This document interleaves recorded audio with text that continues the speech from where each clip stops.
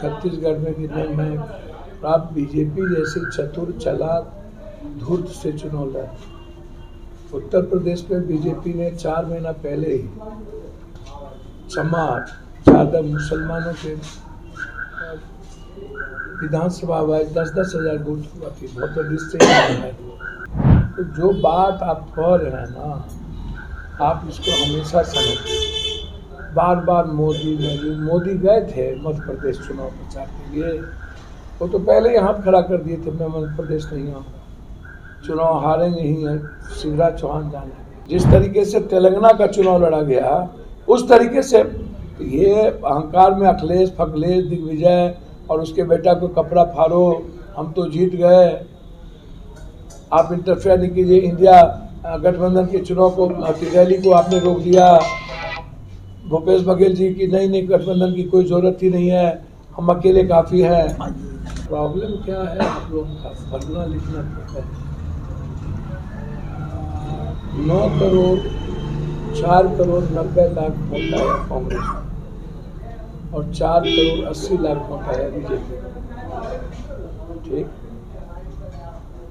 अब छोटी भूल आत्ममुग्ध हो जाना, अहंकारों में कमलनाथ जी का होना, और छत्तीसगढ़ में कि नहीं, मैं आप बीजेपी जैसी चतुर चालाक धूर्त से चुनाव लड़ा।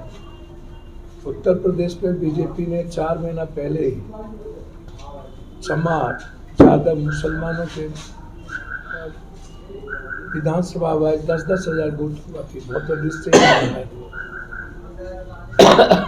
और जहाँ बीएसपी का वोट था, कैंडिडेट था, वहाँ पर सपा को पैसा दे दिया, पंप कर दिया, और जहाँ सपा का था वहाँ बीएसपी को पंप कर दिया। और अपने स्वजातीय दरोगा को बुला कि ज़्यादा मुसलमान और चमार के बूथ का 50% 49% से एक आगे परसेंट हो गया, उसको सस्पेंड। किसी भी ज़्यादा मुसलमान चमारों के बूथ पर 46-47% से ज़्यादा वोट कास्ट नहीं है। ये अंतिम तक ये किस तरह से चुनाव, देश तो कंगाल होने जा रहा है, आर्थिक गुलामी की ओर होने जा रहा है। खैरात में, मार्केटिंग में, हर चीज़ को बांट देना, कहते रहना कि मैं इसको कर दिया। तो जो बात आप कह रहे हैं ना, आप इसको हमेशा समझिए। बार बार मोदी गए थे मध्य प्रदेश चुनाव प्रचार के लिए, वो तो पहले ही हाथ खड़ा कर दिए थे, मैं मध्य प्रदेश नहीं आऊँगा, चुनाव हारेंगे ही हैं, शिवराज चौहान जाने। छत्तीसगढ़ में अंतिम में गए, जब इन लोगों ने कुछ प्लान किया था, तो आप उठा करके देख लीजिए। जब वो प्लान किया गया तब वो गए।